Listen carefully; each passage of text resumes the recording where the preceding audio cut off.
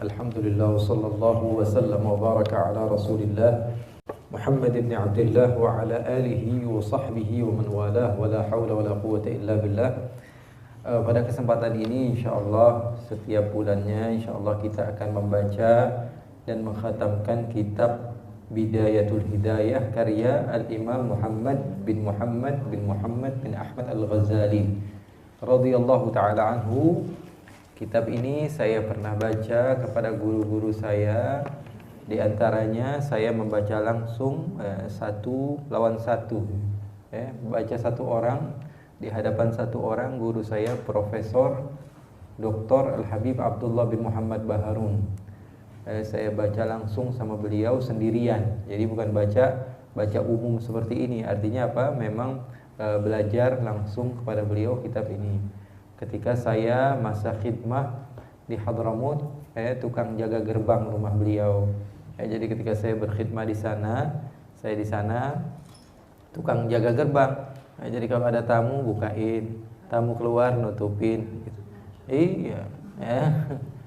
Jadi begitulah penuntut ilmu. Jangan dikira penuntut ilmu itu orang yang sudah menjadi pendakwah dulunya tidak berkhidmah kepada guru. Tidak. Dulu juga kita berkhidmah. Bayangkan 17 tahun saya bersama guru-guru berdakwah, belajar bersama mereka. Artinya apa?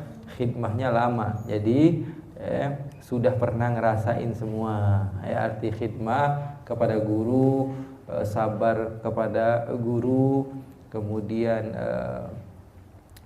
terkadang rasa-rasa itu bercampur aduk, rasa senang, rasa gembira, terkadang kecewa, terkadang suudzon, terkadang itu semua sudah pernah kita rasakan karena mereka mentarbiyah, mendidik kita dengan pengetahuan mereka. Terkadang kita tidak sampai saja kepada otak kita. Terkadang sesuatu yang aneh bagi kita, izin mau wirid nggak dikasih, gitu.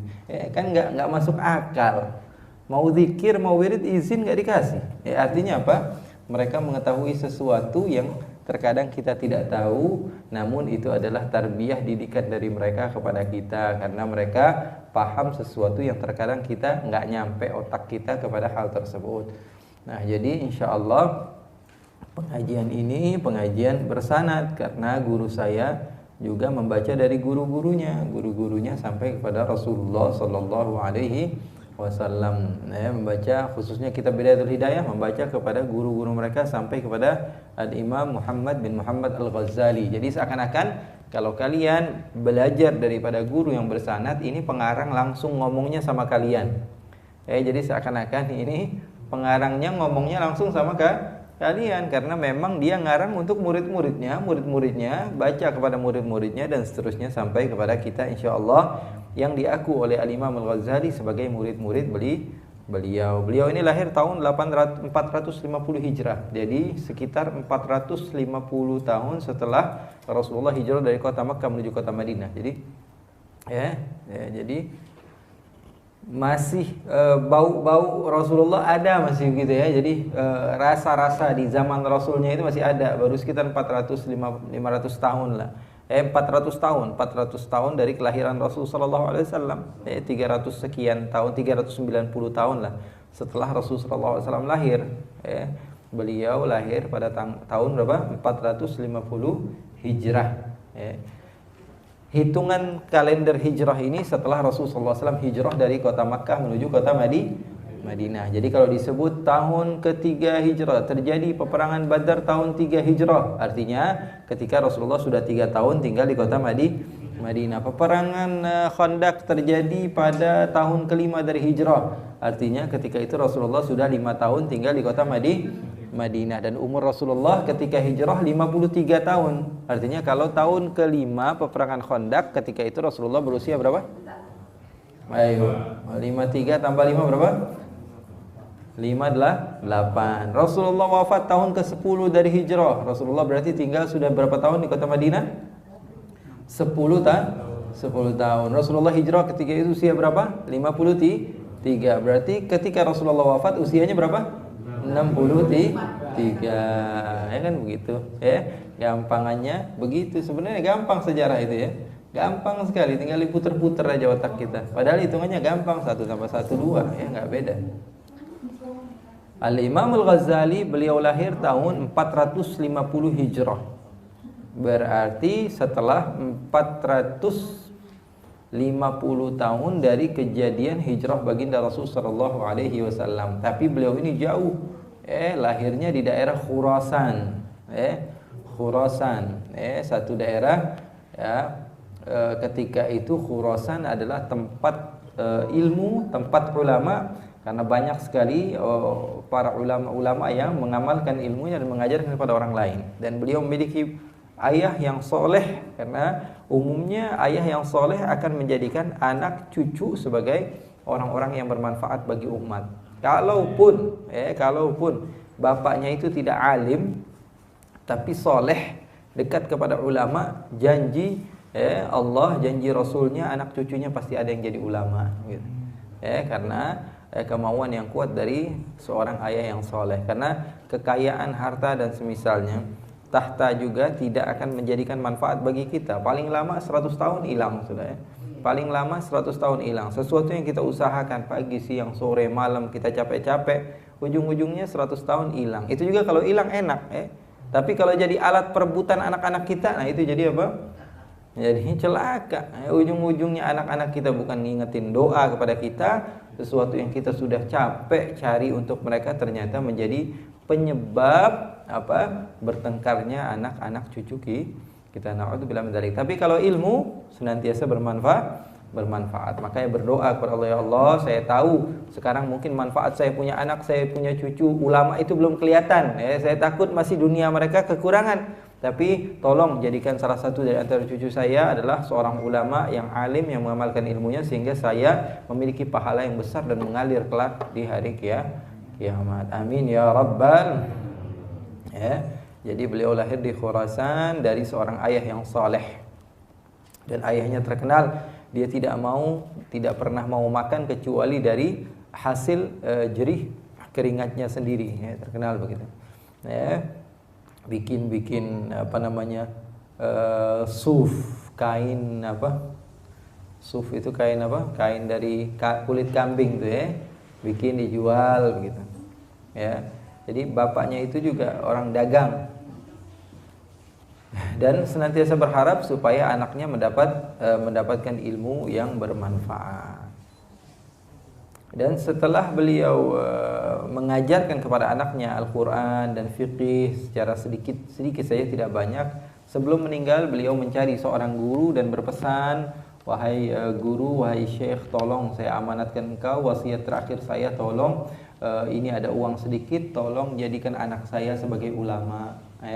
Jadi ada seorang ustadz, dia dekati ustadz tersebut, diberikan uang, diberikan maunah, diberikan keperluan untuk anaknya Al-Ghazali untuk belajar. Dia bilang, saya punya anak 2 ini, Muhammad sama Ahmad, kamu didik dia, tolong sekali, ini wasiat terakhir saya, karena saya berharap anak saya ini menjadi ulama.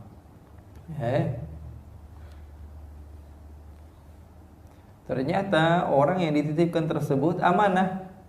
Akhirnya dia mengajar Imam Al-Ghazali sampai uang Imam Al-Ghazali itu habis. Uang yang dititipkan itu sampai habis. Ketahuilah, katanya, sesungguhnya saya ini ngasih makan, ngasih minum, belikan kitab dan lain sebagainya bukan dari hasil saya, tapi bapak kamu yang memberikan wasiat kepada saya. Sampai sekarang saya ini nggak punya harta, saya orang miskin, saya nggak memiliki apa-apa, saya nggak memiliki harta, tapi ini adalah wasiat dari orang tua kamu, dari ayah kamu, sehingga alhamdulillah beliau pun lulus dan menjadi orang yang sukses, yaitu Al-Imam Al-Ghazali. Beliau pernah mengatakan, talabna al-ilma li ghairillah fa abal ilmu illa an yakuna lillah. Imam Al-Ghazali mengatakan, dulu pondok-pondok, pesantren-pesantren itu enak. Orang yang miskin mondok gratis, punya makan, dapat minum, dapat baju. Jadi sebagian orang mondok itu bukan gara-gara pengen dapat ilmu, tapi dapat dapat makan, dapat pakaian, dapat santunan.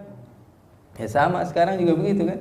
Banyak pondok-pondok yang dibantu, menjadikan sebagian orang mengejar adanya pondok bukan gara-gara anaknya biar belajar, bukan jadi orang alim, tapi lumayanlah meringankan beban orang tuanya. Hasilnya hasilnya juga ilmunya nggak dapet. Tapi Al-Imam Al-Ghazali beliau mengatakan talabtul ilma li ghairillah. Saya ini mondok bukan gara-gara pengen dapat ilmu.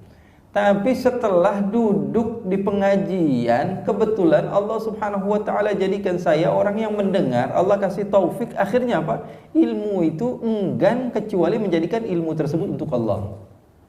Yang pertama, niatnya bukan untuk Allah. Saya mau ikut kajian lah, ngapain? Duduk-duduk aja, ngopi, dikasih ngopi gratis, enak nih. Ngapain? Ketemu aja sama teman silaturahmi. Ngapain? Iseng-iseng aja lah. Ngapain? Nggak enakan sama yang ngundang. Suruh ngapain? Banyak sekali alasannya. Tapi sudah sampai di tempat kajian, mendengarkan pengajian, akhirnya hatinya berubah menjadi orang yang merasakan kenikmatan daripada apa yang dia dengarkan, sehingga membawa kepada dia perubahan menjadi orang yang saleh. Itu bukan sesuatu yang asing, bukan sesuatu yang aneh, tapi memang umumnya begitu.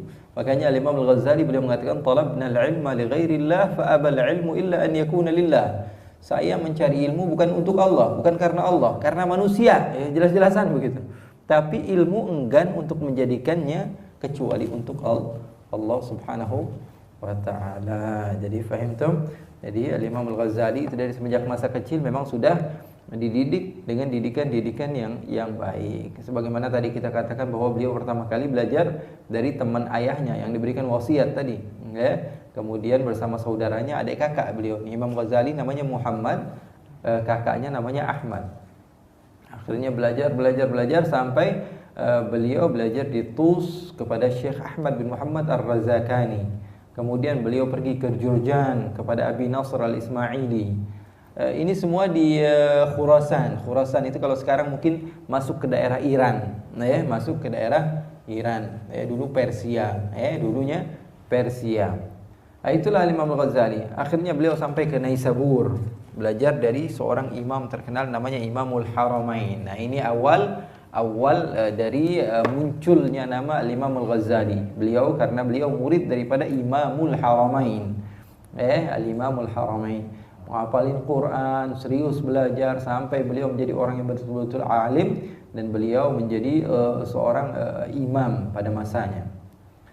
Karena beliau adalah orang yang lebih nampak kemuliaannya dibanding teman-temannya yang lain. Sampai Al-Imam Al-Ghazali, gurunya sendiri mengatakan, Al-Ghazali bahrun mughdiq. Ghazali murid saya ini lautan ilmu. Masya Allah. Kemudian beliau katakan, walakinnahu lam yasil ila tilka ad-daraja al-'aliyah bil huwaina bal bi'azimil jiddi wal ijtihad wa tahdhibin nafs wa riyadatiha.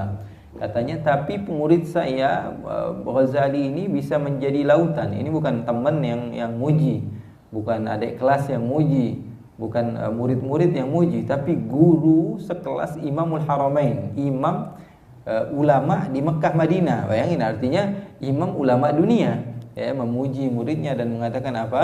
Murid saya ini lautan ilmu yang tidak ada tepinya. Tapi kata-kata Imam Al-Haramain, tapi dia tidak sampai kepada derajat itu dengan mudah. Karena dia sampai kepada derajat itu dengan susah payah. Dengan dua hal, yang pertama semangat belajar, yang kedua semangat membersihkan hati. Jadi semangat belajar saja tidak cukup untuk menjadikan seseorang itu alim, betul-betul alim, tapi dia harus memperhatikan hatinya juga. Dua hal ini adalah apa? Rukun untuk menjadi seorang ulama. Jadi yang pertama rajin, yang kedua apa? Membersihkan hati. Pembersihan hati dengan berzikir kepada Allah, memandang kepada diri kita sendiri, wa fi anfusikum afala tubsirun. Memandang kekurangan kita, semua serba kekurangan. Kita tidak memiliki apapun. Kita ini adalah hamba yang lemah. Hal-hal tersebut bisa menjadikan seorang sampai kepada Allah selain dengan bersungguh-sungguh. Terkadang ada orang yang maunya zikir-zikir saja, bersihkan hati, tapi tidak mau menuntut ilmu, tidak ada semangat, juga nggak bisa dapat. Itu hasilnya bakalan jadi gila. Kadang-kadang ada orang yang gila begitu. Karena apa? Karena dia fokus, wah hati saya ini nggak benar, saya ini orang kotor, tapi bukan dengan ilmu, maka hasilnya juga tidak baik. Atau orang yang bersungguh-sungguh, yang penting saya dapat ilmu. Intinya buat apa? Intinya biar kalau misalnya ada orang yang nanya, saya bisa jawab. Nanti kalau misalnya ada orang yang ngajakin debat, saya bisa jawab. Orang seperti ini, orang Rasulullah mengatakan, man talabal ilma liyumari bihi sufaha aw liyukabira bihi ulama Menuntut ilmunya untuk biar apa? Wah, biar kalau ada ulama saya jadi ulama juga. Biar kalau ditanya saya bisa jawab. Biar saya nggak malu, biar saya bisa dihormatin, biar saya orang seperti ini Allah akan berikan siksaan di neraka. Artinya dua hal ini saling melengkapi satu sama lain, kesungguh-sungguhan di dalam belajar dan kesungguh-sungguhan di dalam pembersihan hati. Keduanya itu nggak bisa berpisah satu sama lain.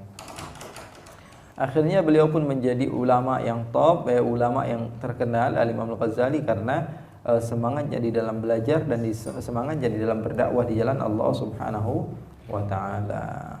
Banyak sekali karangan-karangan beliau, di antaranya kitab yang kita sedang belajar ini, di antaranya namanya apa? Al-Bidayah.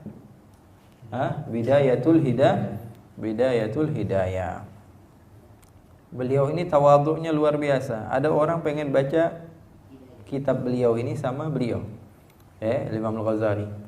Saya pengen belajar kitab Imam Al-Ghazali sama Imam Ghazali. Kata beliau, kalau belajar oke, katanya. Tapi kalau nasihatin kamu, saya nggak ngelihat diri saya pantas untuk memberikan nasihat. Kalau ngajar copy paste istilahnya dari kitab, kemudian menjelaskan kepada kamu oke. Tapi kalau untuk mengajar, saya tidak menganggap diri saya orang yang pantas untuk memberikan nasihat. Karena nasihat itu adalah zakat, kata beliau. Zakat itu harus sampai nisab. Nisab itu harus melakukan amalnya. Bagaimana saya belum mengamalkan satu ilmu, bagaimana saya bisa memberikan kepada kalian ilmu tersebut? Sama seperti zakat tadi. Orang yang tidak sampai nisabnya, bagaimana dia bisa mengeluarkan zakat? Gitu. Dan orang yang tidak memiliki baju, bagaimana dia bisa menutup auratnya?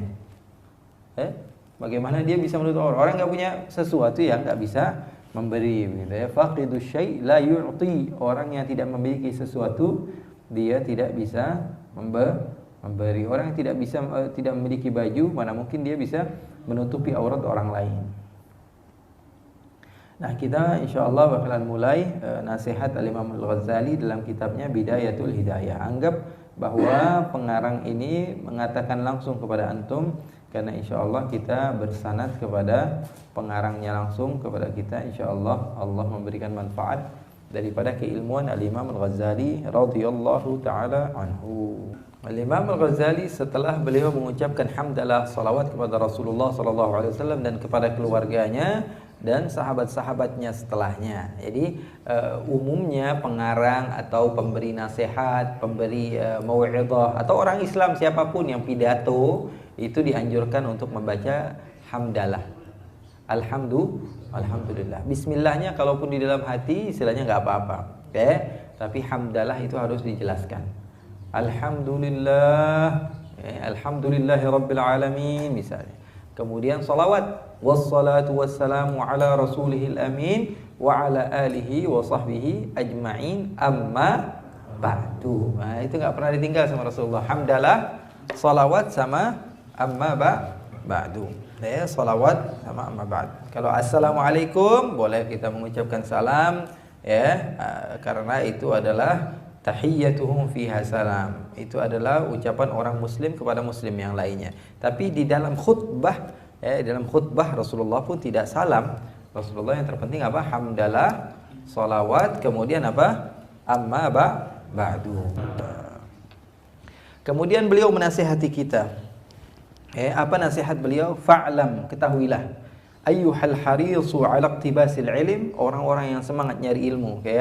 InsyaAllah saya dan kalian juga termasuk orang-orang yang semangat di dalam mencari ilmu. Ini nasihat untuk kita yang semangat mencari ilmu. Al-mudhiru min nafsihi sidqar raghbati fihi wa fardhat ta'attushi ilaih. Orang yang menunjukkan bahwa dirinya betul-betul ingin bertambah ilmu dan haus untuk mendapatkan keilmuan tersebut. Sekarang saya mau nasihati, kata Imam Al-Ghazali. Nasihat saya pertama, coba tanyakan kepada diri kalian. Annaka in kunta taqsidu bi talabil ilmi al-munafasah, kalau yang kamu tuju dari menuntut ilmu atau hadir kajian itu hanya untuk al-munafasah. Satu, al-munafasah itu apa? Berlomba-lomba, biar saya yang lebih pintar dari orang lain, biar saya yang memiliki pengalaman lebih hebat dari orang lain. Wal mubaha, dan pamer. Wah, saya mau nunjukin ke orang-orang kalau saya punya ilmu, atau saya hadir kajian, atau saya menjadi orang yang hebat. Wat taqadduma 'alal aqran, dan kalau niat kamu itu lebih berada di satu posisi di depan sahabat-sahabat kamu, maksudnya lebih hebat, wastimalata wujuhin nasi ilaik, dan supaya semua orang itu nengoknya ke kamu gitu. Maksudnya jadi perhatian sebagian orang, wah ini ustadznya keren nih, wah ini ustadznya cakep nih kalau ngomong nih, wah ini ustadznya ini menarik nih, wah ustadznya.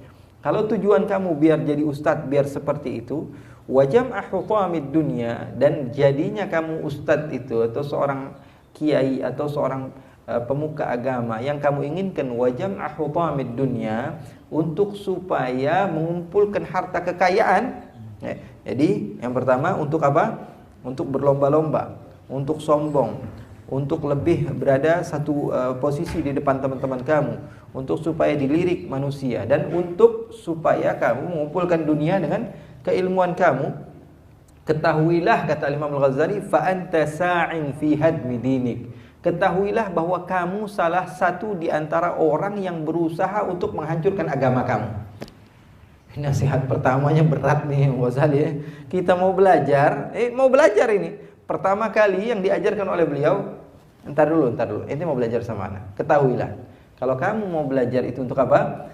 Untuk biar lebih hebat dari teman-teman kamu, supaya orang ngelirik kamu, atau untuk supaya kamu mengumpulkan dunia, ketahuilah bahwa kamu salah satu penghancur agama kamu. Allah. Wa ihlaki nafsik, dan kamu adalah penghancur diri kamu sendiri. Wa bai'i akhiratika bidunya, dan kamu adalah orang yang menjual agamamu dengan dunia kamu. Jadi takut duluan nih kalau mau baca kitab Imam Ghazali nih. Kalau kita biasanya apa? Ketahuilah menuntut ilmu itu keutamaannya besar. Kalian duduk di tempat ilmuwan itu kalian bakal mendapatkan pahala segala macam. Kalau Imam Ghazali enggak. Ente mau belajar, ketahuilah bahwa ente ini salah satu penghancur agama ente. Kalau niat kamu itu adalah untuk sesuatu yang saya sebutkan tadi. Fa safqatuka khasirah. Ketahuilah bahwa duduknya kamu atau perjanjian kamu bersama guru kamu itu adalah sesuatu yang merugi. Wa tijaratuka ba'irah, dan bisnis kamu ini adalah bisnis yang pahit begitu ya. Kamu enggak bakalan dapat apa-apa begitu daripada pengajian kamu. Wa muallimuka mu'inun laka ala isyanik, dan ketahuilah guru kamu yang mengajarkan kamu agama itu termasuk salah seorang di antara orang yang membantu maksiatnya kamu, karena dia menghancurkan agamamu gara-gara guru kamu. Allah. Jadi kata beliau apa? Seorang guru itu, misalnya saya seorang guru mengajarkan kepada murid saya ajarkan Al-Quran, saya ajarkan hadis, tapi murid saya menjual Al-Qurannya dan hadisnya karena fatwa-fatwa yang dia inginkan supaya dia mendapatkan, saya dapat dosanya sampai hari kiamat. Kenapa? Walaupun niat saya baik, tapi saya mengajarkan kepada orang yang tidak pantas untuk diajarkan. Makanya sebagian ulama itu pilih-pilih cari murid.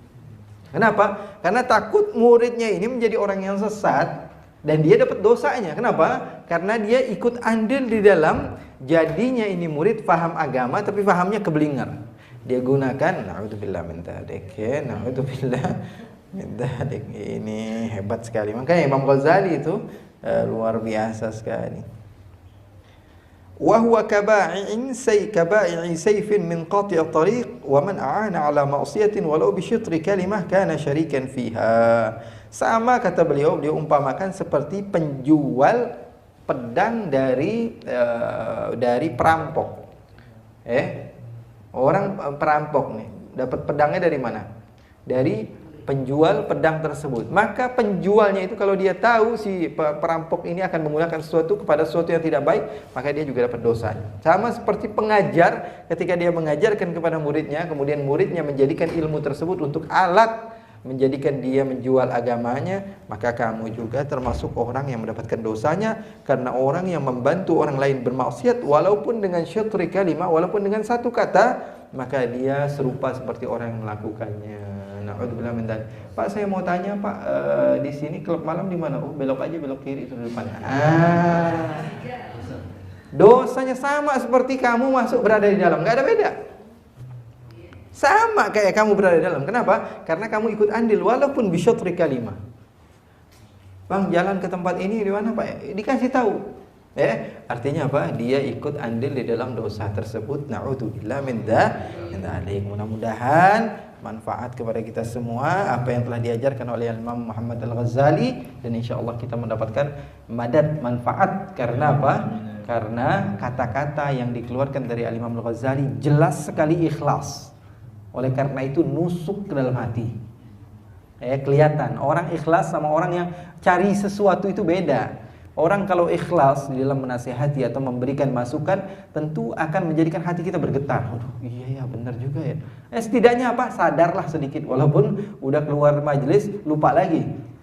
Itu diantara tanda ikhlas orang yang menasihati kita, dan insya Allah bermanfaat bagi kita semua.